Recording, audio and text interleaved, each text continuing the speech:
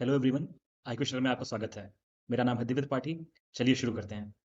आज मैं world geography में जैसे कई सारे कॉन्टिनेंट हैं हमारे, तो उसमें एक साउथ अमेरिका कॉन्टिनेंट है, उसके बारे में आज हम पढ़ेंगे। तो साउथ अमेरिका कॉन्टिनेंट इसलिए भी इम्पोर्टेंट हो जाता है क्योंकि इस टाइम पे वर्ल्ड कप का जो विनर है वो इसी कॉन्टिनेंट से है, जो कि है अर्जेंटीना। और आप सबका फेवरेट भी इस टाइम पे होगा मेस्सी। तो उन्होंने बहुत अच्छा खेला है, उस टीम ने बहुत अच्छा परफॉर्मेंस किया है, उसके लिए बहुत बहुत कॉन्ग्रेचुलेसन्स। और चलिए आज हम देखते हैं कि साउथ अमेरिकन कॉन्टिनेंट में क्या क्या चीज़ें इंपॉर्टेंट हैं, उसके लैंड फॉर्म्स क्या हैं, उसकी फिजिकल बाउंड्रीज क्या हैं, और क्या-क्या विशेषताएँ हैं इस कॉन्टिनेंट की। तो चलिए शुरू करते हैं। अगर साउथ अमेरिका की बात करें तो यह एक ट्रायंगल शेप में, ट्रायंगल आप समझते हैं कि 3 रेखाओं से घिरी हुई आकृति को हम ट्रायंगल कहते हैं। यानी ये जो शेप होता है उसे ट्रायंगल कहते हैं। वो चाहे इस तरीके से हो, लेकिन हमारा जो ये ट्रायंगल मैंने इसलिए बनाया है क्योंकि जो साउथ अमेरिका है वो उल्टे ट्रायंगल की तरह दिखता है, ठीक है? तो मैं इसको एक बार बना के दिखाता हूँ। जैसे कि अगर आप मान लीजिए कि ये ऐसे, ये ऐसा कुछ आपको साउथ अमेरिका दिखेगा और इसमें कई सारे देश हैं। ब्राज़ील इसमें सबसे बड़ा है और इसमें ऐसे करके कई सारे देश हैं, ठीक है? तो ये ट्रायंगुलर एक आकृति का कॉन्टिनेंट है। और अगर हम अर्थ की बात करें, जैसे कि मान लीजिए कि अर्थ हो गया, तो हमने लॉन्गिट्यूड और लैटिट्यूड पढ़ा है, ठीक है? कि लॉन्गिट्यूड क्या होता है, लैटिट्यूड क्या होता है। तो इसमें बता रहा है कि जो लैटिट्यूड है वो 12 डिग्री नॉर्थ से लेके 55 डिग्री साउथ तक इसका विस्तार है। यानी कि ये इतने क्षेत्र में फैला हुआ है, इसका जो एरिया है। तो ये सबसे बीच में होता है, जो पृथ्वी को 2 भागों में बाँटता है, वो होता है इक्वेटर, ठीक है? ये इक्वेटर हो गया। और यहाँ पे 23 एंड हाफ डिग्री होता है ये नॉर्थ। 23 एंड हाफ डिग्री होता है नॉर्थ। और ये होता है 23 and half degree south. 23 degree 23 and half degree south. तो ये मकर रेखा हो गई आपकी, जो नीचे वाली रहती है वो मकर रेखा होती है, यानी कि ट्रॉपिक ऑफ कैप्रिकॉर्न। और जो ऊपर वाली रेखा रहती है इक्वेटर के, जो नॉर्थ हेमिस्फीयर में रहती है, उसे हम कहते हैं ट्रॉपिक ऑफ कैंसर, ठीक है? तो आप ये याद रखिएगा। अगर आपने अभी तक वो मेरी वीडियो ना देखी हो, तो अगर आपको ये समझना हो तो आप समझ सकते हैं कि लैटिट्यूड क्या होता है, लॉन्गिट्यूड क्या होता है, और इक्वेटर पे और इन सब लाइन्स पे कौन-कौन से देश पड़ते हैं, ठीक है? तो जो हमारा साउथ अमेरिका होता है, वो लगभग ऐसे यहाँ से लेके इस तरीके से फैला हुआ है। यानी कि ये साउथ में ज़्यादा है, साउथ की तरफ इक्वेटर से नीचे ज़्यादा है, यानी कि ये साउदर्न हेमिस्फीयर में ज़्यादा विस्तार है इसका, बजाय कि नॉर्दर्न हेमिस्फीयर के। तो आप ये याद रखिएगा कि ये 12 डिग्री नॉर्थ, यानी कि यहाँ पे एप्रॉक्स 12 डिग्री नॉर्थ होगा यहाँ पे, और उसके बाद यहाँ पे 55 डिग्री साउथ होगा, 55 डिग्री साउथ। तो ये इस तरीके से इसका विस्तार है पृथ्वी पे। तो इसमें आप ये भी समझ सकते हैं जो इस फिगर के माध्यम से, कि जो ये आपका इक्वेटर लाइन है, वो आपके जो साउथ अमेरिका है उसके नॉर्दर्न साइड से होके जाती है, नॉर्दर्न पार्ट से होके जाती है। जो आपका विषुवत रेखा है यानी इक्वेटर लाइन है, वो आपके साउथ अमेरिका के जो नॉर्दर्न पार्ट होता है, यानी उत्तरी भाग होता है, उससे होके जाती है। और जो आपका ट्रॉपिक ऑफ कैप्रिकॉर्न है, जो 23 एंड हाफ डिग्री साउथ होता है, वो देखिए आपके मिडिल से होके जा रहा है साउथ अमेरिका के। यहाँ पे मैंने आपको फिगर के माध्यम से इसको समझा दिया, ठीक है? तो आप ये ध्यान रखिएगा। आपको मैं एक चीज़ फिगर के माध्यम से समझाऊँगा तो वो आपको ज़्यादा समझ में आएगा। जैसे कि आप समझिए, जो आपका साउथ अमेरिका है वो उसकी आकृति ऐसी है एप्रॉक्स,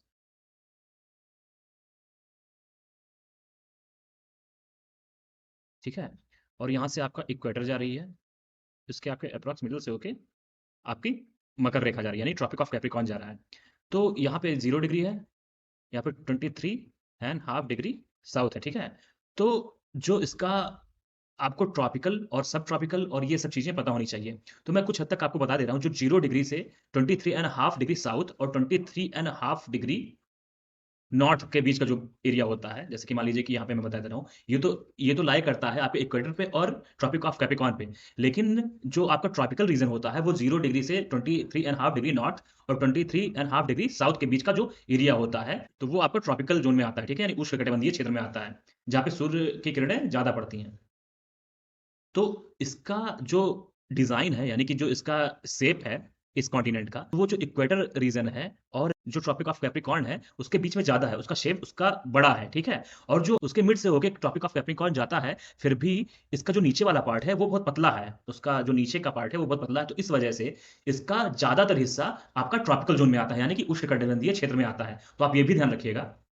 और एक बात और ध्यान रखिए कि जैसा कि मैंने आपको बताया था कि आपकी ये जो अर्थ है और प्राइम मेरिडियन जब मैंने आपको पढ़ाया था, अगर आपने प्राइम मेरिडियन वीडियो ना देखी हो और टाइम ज़ोन्स क्या होते हैं और किस तरीके से टाइम निर्धारित किया जाता है, कैसे कोई डेट स्किप हो जाती है, तो आप ये अगर जानना चाहते हैं तो आप मेरे दिए गए लिंक पे क्लिक करके समझ सकते हैं। और अगर मैं भी फिर भी आपको एक थोड़ा-सा आइडिया दे देता हूँ कि जैसे कि मान लीजिए ये प्राइम मेरिडियन आपकी है। यहाँ पे ये लंदन के ग्रीनविच प्लेस से होकर जा रही है, ठीक है? यहीं से माना गया है 0 डिग्री जो है आपका लॉन्गिट्यूड, 0 डिग्री लॉन्गिट्यूड है, उसे ही माना गया है आपका प्राइम मेरिडियन। उससे जो इधर आपका वेस्ट साइड में होते हैं, तो वहाँ पे टाइम घटने लगता है, ठीक है? और अगर आप ईस्ट जाएँगे तो टाइम बढ़ने लगता है। ये किस वजह से होता है, ये आप वीडियो देख के समझ जाएँगे, जो कि आपको मैंने पहले ही बता दिया है। तो आप ये बस ये जान लीजिए कि यहाँ पे टाइम माइनस होता है इस साइड में जाने पे, और यहाँ पे टाइम प्लस होता है, ठीक है? तो आपका जो लंदन का ग्रीनविच है, वहाँ से जो रेखा जा रही है, उसके जो ईस्टवर्ड रहेंगे, वहाँ पे टाइम प्लस होता है, जो वेस्ट रहेंगे, वो टाइम माइनस होता है।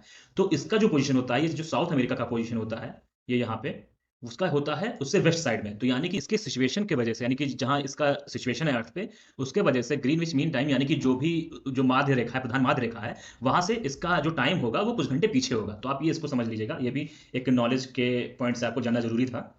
तो कुल मिला के ये हो गया, और उसके बाद होती हैं, यानी जो ऊपर से लेके नीचे तक, उसे हम कहते हैं लॉन्गिट्यूड। लॉन्गिट्यूड मतलब लंबा, और लेटीट्यूड मतलब होता है लेटा हुआ अक्षांश रेखाएँ होती हैं। तो आपका जो लॉन्गिट्यूड होता है, यानी जो लंबी वाली रेखाएँ होती हैं, यानी देशांतर रेखाएँ होती हैं, उसमें जो 60 डिग्री वाली होती है, वो इसको 2 भागों में बाँटती है, ठीक है? और अगर इसकी पोज़ीशन की बात की जाए, तो नॉर्थ अमेरिका से ये थोड़ा-सा ईस्टवर्ड रहता है इसका पोज़ीशन। जैसे कि अगर यहाँ पे नॉर्थ अमेरिका है, तो यहाँ से ये ईस्ट में थोड़ा-सा आगे बढ़ा हुआ होता है। इस वजह से यह यूरोप के और अफ्रीका के भी पास दिखाई पड़ता है। यानी कि यूरोप और अफ्रीका के पास भी थोड़ा-सा महसूस होता है, ठीक है? अगर कॉन्टिनेंट की बात की जाए, यानी महाद्वीपों की बात की जाए, तो ये जो हमारा महाद्वीप है, दक्षिणी अमेरिका, वह एशिया और उसके बाद अफ्रीका और उसके बाद नॉर्थ अमेरिका के बाद ये 4th नंबर पे आता है, जो लार्जेस्ट कॉन्टिनेंट है, यानी कि चौथा सबसे बड़ा महाद्वीप है। तो आप समझ सकते हैं, पहला एशिया है, उसके बाद है आपका अफ्रीका, उसके बाद है नॉर्थ अमेरिका, उसके बाद इसका नंबर आता है 4th नंबर पे। तो आप ये भी याद रखिएगा, ऐसे भी क्वेश्चन बनते हैं। साइज़ के तरीके से अगर इसका कंपेयर किया जाए, तो यह अफ्रीका का 2/3 है, यानी कि अफ्रीका जितना बड़ा है, उससे अगर 2/3 किया जाए उसका एरिया का, तो उतना एरिया इसका होगा, साउथ अमेरिका का होगा। तो यानी अफ्रीका बड़ा है और साउथ अमेरिका छोटा है, आपको मैंने पहले ही बताया। तो ये 2/3 छोटा है अफ्रीका से। अगर भारत से कंपेयर किया जाए, जो कि एशिया कॉन्टिनेंट में है, ये एक कंट्री है, तो अगर उससे कंपेयर किया जाए, जो हमारा प्यारा देश भारत है, उससे ये 6 गुना बड़ा है, ठीक है? तो ये अपने आप में कॉन्टिनेंट है, जैसे कई देशों का समूह है, और अपना भारत सिर्फ़ एक देश है, तो अगर उसके कंपेयर में देखा जाए, तो ये कंपेयर करके देख सकते हैं कि ये 6 गुना बड़ा है हमारे भारत देश का, ठीक है? और अगर इसके तट रेखा की बात की जाए, यानी जो भी इसका शेप है, उसके अगर तटों की बात की जाए, जो समुद्र की तरफ बाहर निकला हुआ एरिया है, जो समुद्री तट हैं, उनकी बात की जाए, तो उनका शेप बहुत ही चिकना है, यानी कि बहुत ही शेप्ड है, बहुत वेल शेप्ड है। लेकिन अगर इसके सबसे नीचे पार्ट की बात की जाए, जो सबसे पतली कड़ी आती है, वहाँ पे फ्यॉर्ड, यानी जो आप समझ सकते हैं, जो पहाड़ों के कटे हुए भाग होते हैं समुद्र द्वारा, उन्हें हम फ्यॉर्ड कहते हैं। तो अगर फ्यॉर्ड्स और कई द्वीपों की वजह से वो जो तट है, वो बहुत कटा-छँटा हुआ है। तो इसका बाकी शेप तो बहुत अच्छा है, लेकिन जो इसका दक्षिण-पश्चिमी भाग है, यानी कि साउथ वेस्ट जो रीजन है, उसमें फ्यॉर्ड के कारण, फ्यॉर्ड तट के कारण, वो बहुत ही कटा-फटा हुआ है। तो आप समझ सकते हैं, ऐसा कुछ इसका शेप है, ठीक है? इसका एक द्वीप है, जो कि है गालापागोस द्वीप, वह इक्वेटर के पास पड़ता है।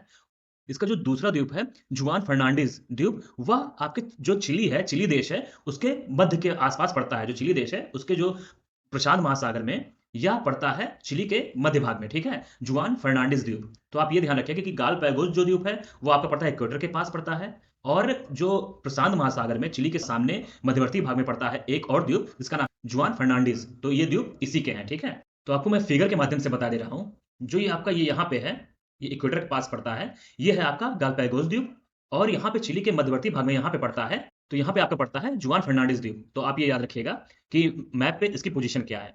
और अगर इनके अन्य द्वीपों की बात करें, जो कि है टिएरा डेल फ्यूगो, ये पड़ता है आपका दक्षिणी महासागर में, यानी जो आपका मैंने बताया था फ्यॉर्ड तट होता है, जो दक्षिणी हिस्सा है, वहाँ पे एक पड़ता है आपका टिएरा डेल फ्यूगो द्वीप। और जो फॉकलैंड द्वीप है, जिसपे यूके का अधिकार है, वो भी इसी के अंतर्गत आता है, जो कि पड़ता है आपका साउथ अटलांटिक ओशियन में। तो आपको अभी मैं फिगर के माध्यम से बताता हूँ। इसमें एक और द्वीप है, जो कि है त्रिनिदाद द्वीप, जो कि पड़ता है नॉर्दर्न अटलांटिक ओशियन में। तो आपको ये 3 द्वीप और याद रखने हैं। अभी आपको 2 पहले बताया, गालापागोस, और आपको क्या बताया था, जो चिली के सामने था, जुआन फर्नांडीज़। तो ये द्वीप 2 बताया था। उसके बाद आपको याद रखना है टिएरा डेल फ्यूगो, जो कि दक्षिणी महासागर में, यानी कि साउदर्न ओशियन में है, ये आपको याद रखना है। और फॉकलैंड द्वीप, इसको आपको याद रखना है। और जो कि त्रिनिदाद द्वीप है, वो आपका पड़ता है नॉर्दर्न अटलांटिक ओशियन में। तो आपको ये भी याद रखना है। मैं आपको एक बार फिगर के माध्यम से इसको समझा दे रहा हूँ। आपका यहाँ पे मैंने बताया था इस जगह पे गालापागोस, जो कि इक्वेटर के पास पड़ता है यहाँ पे, और उसके बाद यहाँ पे चिली के बीच में बताया था, जो ये यहाँ पे ये चिली कंट्री है, और उसके सामने मैंने बताया था मिडिल में पड़ता है आपका जुआन फर्नांडीज़, और उसके बाद यहाँ पे ये जो आपको दिख रहा है, ये एरिया दिख रहा है, ये जो द्वीप है, वो है आपका टिएरा डेल फ्यूगो। ये है, यहाँ पे है टिएरा डेल फ्यूगो। और अगर हम बात करें फॉकलैंड द्वीप की, तो ये आपका यहाँ पे पड़ता है, और यहाँ पे आपका पड़ता है त्रिनिदाद। तो इसको त्रिनिदाद एंड टोबैगो के नाम से भी जानते हैं। तो कुल मिला के आप इन द्वीपों को याद रखिएगा। ये आइलैंड एग्ज़ाम के पर्सपेक्टिव से बहुत इंपॉर्टेंट है। इनको आप याद रखिएगा कि ये गालापागोस है, यहाँ पे याद रखिएगा कि जुआन फर्नांडीज़ है, ये है फॉकलैंड, और ये यहाँ पे जो ये साउथ में है, ये है आपका टियारा डेल फ्यूगो, और यहाँ पे है त्रिनिदाद एंड टोबैगो। तो आप ये याद रखिएगा, ये इंपॉर्टेंट द्वीप हैं। अगर यहाँ पे माउंटेन की बात की जाए, जो माउंटेन रेंजेस हैं, उनकी बात की जाए, तो अगर आप जानते हैं कि ऊँचाई की बात की जाए दुनिया में, जो सबसे ऊँची श्रृंखला है वो हिमालय श्रृंखला है, ठीक है? आप ये जानते हैं। और अगर सबसे लंबी श्रृंखला ज्ञात की जाए अगर पर्वतों की, तो ये है एंडीज़, जो कि दुनिया का सबसे लंबी पर्वत श्रृंखला है। तो आपको ये याद रखना है कि एंडीज़ दुनिया की सबसे लंबी पर्वत श्रृंखला है, ठीक है? और उसके बाद अगर नेक्स्ट जानकारी की बात की जाए, तो जो यहाँ का देश है चिली, अर्जेंटीना और उरुग्वे, इनको दक्षिणी शंकु के नाम से भी जाना जाता है। इनकी जो आकृति होती है वो आइसक्रीम के जैसी होती है, इस वजह से इनको दक्षिणी शंकु के नाम से भी जाना जाता है। तो अगर आपसे पूछे एग्जाम में कि दक्षिणी शंकु में कौन कौन से देश आते हैं, तो आपको बताना रहेगा अर्जेंटीना, चिली और उरुग्वे, ठीक है? और अगर यहाँ पे इस कॉन्टिनेंट में देखा जाए, तो मैक्सिमम कंट्रीज जो हैं वो आपके तटरेखा पे स्थित है, यानी कि उनका जो बाउंड्री है वो समुद्र की तरफ खुल रहा है। लेकिन इसमें दो मात्र ऐसे देश हैं जो कि लैंडलॉक्ड हैं, यानी कि स्थलाबद्ध हैं। वो किसी भी, उनका जो बाउंड्री है वो किसी भी तट रेखा से नहीं मिल रहा है। तो आप उनका नाम याद रख सकते हैं, जिसमें पहला है पराग्वे और दूसरा है बोलीविया। तो आप इन दोनों कंट्रीज का नाम याद रखिएगा कि ये दो स्थलाबद्ध हैं, यानी कि लैंड लॉक्ड हैं, ठीक है? अब इनके देशों की बात की जाए, इसमें 14 देश शामिल हैं, ठीक है? इसमें 14 देश शामिल हैं। इसमें पहले देश की बात की जाए जो कि है अर्जेंटीना। अर्जेंटीना ने 2022 का फीफा वर्ल्ड कप जीता है, तो आप ये याद रखिएगा। तो अर्जेंटीना इसी साउथ अमेरिका में स्थित है। तो अर्जेंटीना बहुत इंपॉर्टेंट देश हो गया, ये पहला हो गया। बोलीविया हो गया, ब्राजील आपका जो कि सबसे बड़ा है इस कॉन्टिनेंट में, चिली है और कोलंबिया है, इक्वाडोर है, और 7th की बात की जाए तो फॉकलैंड आइलैंड है, जिसमें ये इसकी जो सॉवरेनिटी है वो है यूके के पास, ठीक है? और उसके बाद बात की जाए तो फ्रेंच गुयाना है, इसका भी जो इसकी जो सॉवरेनिटी है वो है फ्रांस की, ठीक है? फ्रांस का इस पे अधिकार है। तो फ्रेंच गुयाना आप याद रखिएगा। और उसके बाद गुयाना, इसका एक अलग देश है। और उसके बाद पराग्वे, पेरू और सूरीनाम और उरुग्वे और वेनेजुएला। तो ये कुल मिला के 14 कंट्रीज हैं इस कॉन्टिनेंट में। तो आप ये याद रखिएगा। और आप ये ना सोचिएगा कि आप यहाँ पे फ्रांस का एक कंट्री है और उसके बाद फॉकलैंड, ये भी एक अलग कंट्री है, तो इसको इसमें क्यों शामिल किया गया है? हम लोग कॉन्टिनेंट पढ़ रहे हैं, तो किस कॉन्टिनेंट पे कौन से देश आ रहे हैं, उन पे किसका अधिकार है, ये सब अलग-अलग बातें हो सकती हैं। आप इसमें अर्जेंटीना का और जो भी कंट्रीज हैं बाकी, सभी का आप कैपिटल याद कर लीजिएगा, क्योंकि ये अपने आप में बहुत इंपॉर्टेंट हो जाती हैं एग्जाम पर्सपेक्टिव से। और अगर मैप पे देखा जाए कंट्रीज को, तो यहाँ पे देखिए, ये वेनेजुएला है, यहाँ पे आपका वेनेजुएला हो गया। यहाँ पे है आपका कोलंबिया, ठीक है? कोलंबिया हो गया। और वेनेजुएला की कैपिटल बात की जाए तो यहाँ पे है काराकास, तो ये इसका कैपिटल है। और बगोटा जो है वो कोलंबिया का कैपिटल है। और इक्वाडोर की बात की जाए, ये भी इसका एक देश है, जिस जो कि है क्यूटो, इसकी राजधानी है, ठीक है? पेरू की बात की जाए, पेरू का हो गया राजधानी लीमा। और उसके बाद अगर बोलीविया की बात की जाए, तो इसका हो गया लापाज, ठीक है? लापाज इसकी कैपिटल है। चिली की बात की जाए, तो इसका है सैंटियागो, इसका जो कैपिटल है वो हो गया सैंटियागो। अर्जेंटीना की बात की जाए, तो इसका है ब्यूनस आयर्स कैपिटल। उरुग्वे की बात की जाए, तो ये आपका है मोंटेवीडियो, इसका कैपिटल है। और ब्राज़ील की बात की जाए, तो ब्राज़ील की राजधानी हो गई ब्राज़ीलिया। तो कुल मिला के ये इंपॉर्टेंट कंट्रीज़ हो गई। उसके बाद अगर हम गुयाना की बात करें, तो गुयाना का है जॉर्ज टाउन, आपको ये याद रखना है इसकी कैपिटल। सूरीनाम का हो गया पैरामेरिबो, पैरामेरिबो सूरीनाम का हो गया। और फ्रेंच गुयाना का आप ये यहाँ पे याद रख सकते हैं। तो कुल मिला के यहाँ पे आपका सारा कंप्लीट हो गया। और यहाँ पे आपका फॉकलैंड द्वीप पड़ता है, ठीक है? तो आप ये भी याद रखिएगा। तो कुल मिला के इसका जो लोकेशन वाइज़ जो भी मैप पे था, वो भी आपको समझ में आ गया होगा, और कैपिटल्स भी हैं। तो कैपिटल्स भी आप याद कर लीजिएगा, भूलिएगा नहीं, ये बहुत ही इंपॉर्टेंट है। और आपके जो मैंने आइलैंड बताए हैं, उसको भी ध्यान रखिएगा, ठीक है? अब इस पूरे कॉन्टिनेंट को मेजर डिवीजन किया गया है कि किस-किस तरीके से इनके फिजियोलॉजी को बाँट सकते हैं। तो major physical division of South America, ठीक है? तो इसमें कौन-कौन से इंपॉर्टेंट पार्ट्स हैं? इसमें इनको बाँटा गया है प्रशांत तटीय पट्टी, यानी द पैसिफिक कोस्टल स्ट्रिप, ये यहाँ पे है, ये है। पैसिफिक कोस्टल स्ट्रिप, ये इतना जो भाग है वो पैसिफिक कोस्टल स्ट्रिप के अंडर में आता है। और उसके बाद है आपका माउंटेन रेंजेस, यानी कि जो भी इसमें माउंटेन पड़ते हैं वो रेंजेस इसमें आते हैं। और उसके बाद हो गया केंद्रीय तराई भूमि, जो द सेंट्रल लोलैंड्स, जो इसके बीच का भाग है जिसमें नदियां और बेसिन्स हैं, उनके बारे में बताया गया है, ठीक है? और उसके बाद जो पूर्वी हाईलैंड्स हैं, यानी कि जो ये पूर्व में जो हाईलैंड्स पड़ते हैं, इनमें ब्राजील हाईलैंड बहुत ज़्यादा ही इंपॉर्टेंट है। तो इसके बारे में भी आप ध्यान रखिएगा। तो इस तरीके से इसको बाँटा गया है, और इससे इसके बारे में समझ सकते हैं कि इसके लिए क्या-क्या इंपॉर्टेंट है यहाँ पे, ठीक है? बढ़ते हैं चलिए।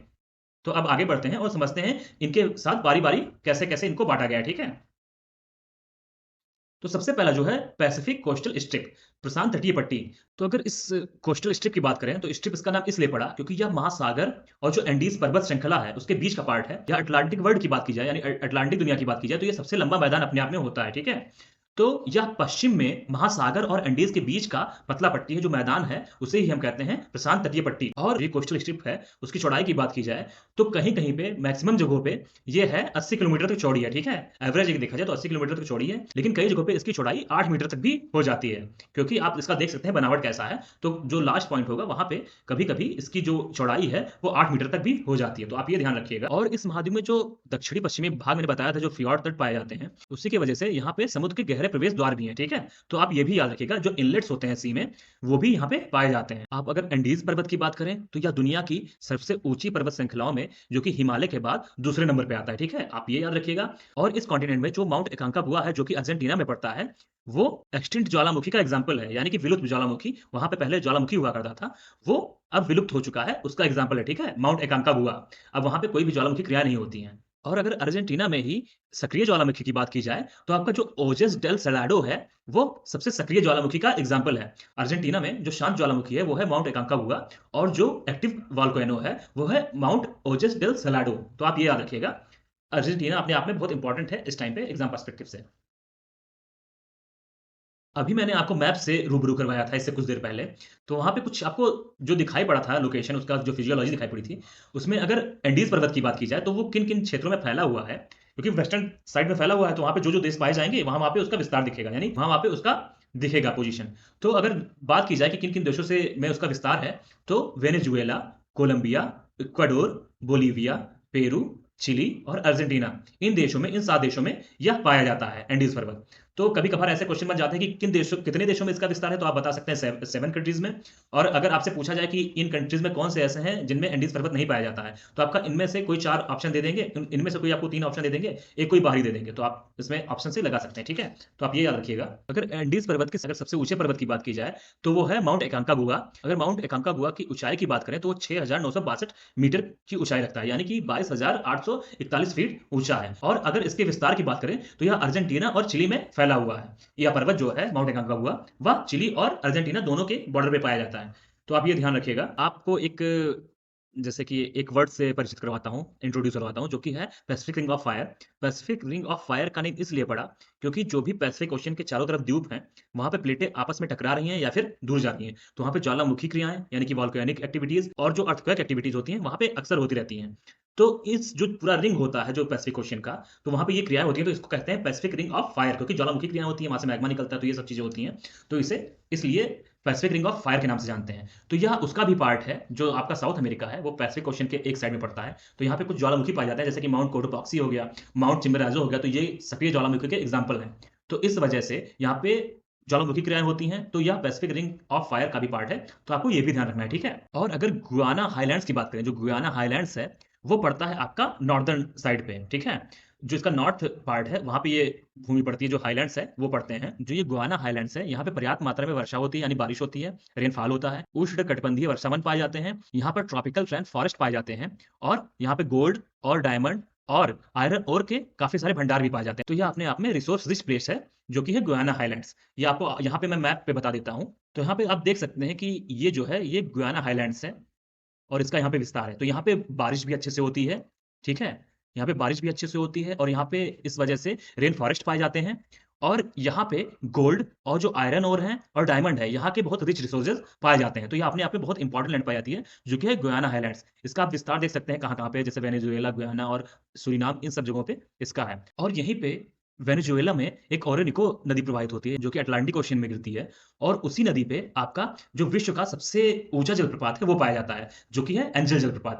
और यहाँ पे एक मिड में पड़ता है प्लेटू ऑफ माटो ग्रासो, ये भी अपने आप में बहुत इंपॉर्टेंट प्लेस है। यह एक प्राचीन अपरदनात्मक पठार है, यानी कि ये एक इरोजनल प्लेटू है, एंशिएंट इरोजनल प्लेटू है, यानी कि यहाँ पे कई तरीके से जो एयर जो होते हैं, उनके द्वारा यहाँ पे अपरदन हो चुका है, यानी कि इरोजन हो चुका है और यह पठार अपने आप में घिस चुका है, ठीक है? जब हवा द्वारा कुछ घिसाई हो जाए किसी भी चट्टान की, किसी भी पठार की, वो बहुत सालों से हो रही हो, तो उसे हम कहते हैं प्राचीन अपरदनात्मक पठार। जब वायु द्वारा या फिर किसी भी प्राकृतिक कारण द्वारा अगर किसी भी लैंडफ़ॉर्म की कटाई-छँटाई हो जाती है, तो उसे हम कहते हैं इरोज़न। जैसे कि अगर कभी-कभी किसी पहाड़ को नदियाँ काटती हैं, तो उसको भी हम कहते हैं इरोज़न किया है नदी ने। अगर किसी भी पठार को या फिर किसी भी भूमि को अगर इरोज़न करता है एयर, तो उसे भी हम इरोज़नल तरीके से समझ सकते हैं कि इसका अपर्दन हुआ है।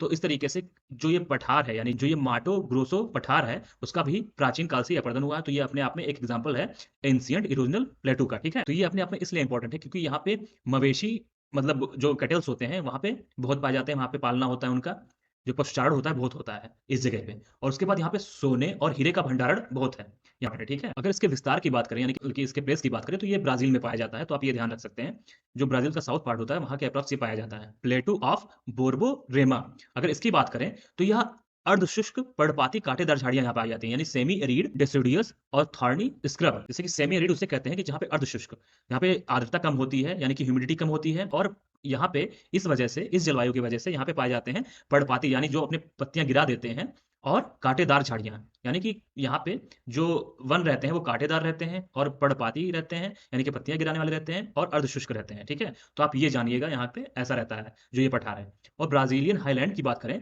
तो ये है लावा का पठार, यानी कि जो लावा निकलते हैं ज्वालामुखी से, तो उनके द्वारा इनका निर्माण हुआ है।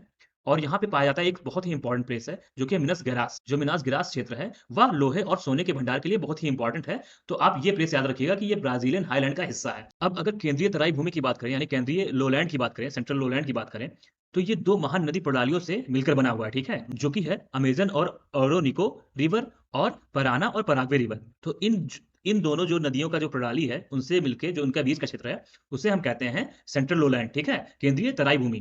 तो यहाँ पे तराई वनस्पतियों का कई सारे नाम दिए गए हैं, जो ये वनस्पतियाँ यहाँ पे पाई जाती हैं स्लोलैंड में, तो उनके अलग-अलग नाम दिए गए हैं। तो जो ओरेनिको बेसिन है, उसमें उष्णकटिबंधीय वन पाए जाते हैं, घने उष्णकटिबंधीय वन, यानी ट्रॉपिकल फॉरेस्ट पाए जाते हैं। जो इनका उत्तरी भाग है, वो सवाना घास से ढका हुआ मैदान है, और इसे लानोस कहते हैं। जो यहाँ पे घास का मैदान है, सवाना घास का मैदान, उसे हम लानोस कहते हैं इसके उत्तरी भाग में। तो आप ये याद रखिएगा, जो अमेज़न बेसिन है, यानी जो अमेज़न नदी का जो एक बेसिन है, अगर उसकी बात की जाए, तो वहाँ पे जो भूमध्यरेखीय जंगल पाए जाते हैं, जो वन पाए जाते हैं, उन्हें हम सिल्वास कहते हैं। ये आप ध्यान रखिएगा, इसको कन्फ्यूज़ करने के लिए एग्ज़ामिनर देता है। तो आप समझ लेते हैं सिल्वास भी एक घास है, और लानोस भी एक घास का मैदान है। तो आपको ये याद रखना है कि जो सिल्वास है, जो ब्राज़ील में जो अमेज़न बेसिन है, उसमें जो भूमध्यरेखीय जंगल पाए जाते हैं, यानी जो ट्रॉपिकल वन पाए जाते हैं, फॉरेस्ट पाए जाते हैं, उन्हें हम सिल्वास कहते हैं। लेकिन जो सवाना के घास के जो मैदान होते हैं, उन्हें हम लानोस कहते हैं। तो आप ये याद रखिएगा, इनका अंतर याद रखिएगा, ठीक है? और जो पराना और पराग्वे जो नदियाँ होती हैं, उनके मध्य जो समशीतोष्ण, यानी कि टेम्परेट जो ग्रासलैंड्स होते हैं, उन मैदानों को हम पम्पास कहते हैं, ठीक है? तो ये जो आपका पम्पास है, वो आपको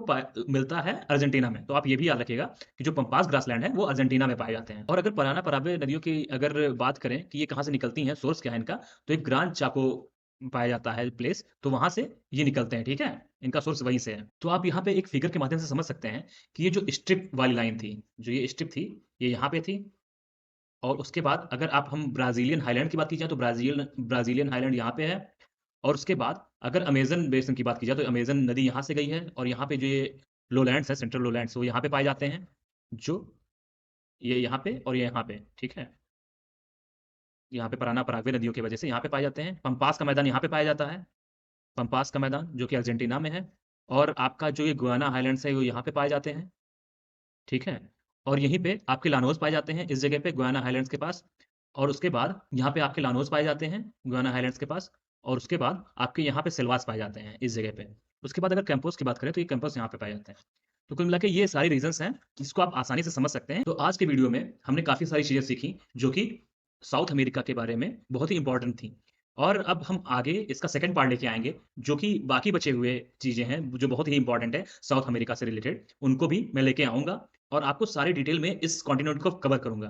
कोई भी क्वेश्चन इसके बाहर नहीं जा पाएगा, और आपका जो समझ है इस कॉन्टिनेंट को लेके, वो पूरी तरीके से होलिस्टिक तरीके से डेवलप हो पाएगा। तो आप इस कॉन्टिनेंट को समझिए, और वर्ल्ड ज्योग्राफी में जो और सारे कॉन्टिनेंट्स हैं, उनको भी मैं एक सीरीज़ के माध्यम से कंप्लीट करूँगा। आपको अगर आज का वीडियो अच्छा लगा हो, तो आप लाइक करें, शेयर करें, कमेंट करें, और सब्सक्राइब तो बिल्कुल कर दें अगर आप पहले वीडियो पे आए हैं।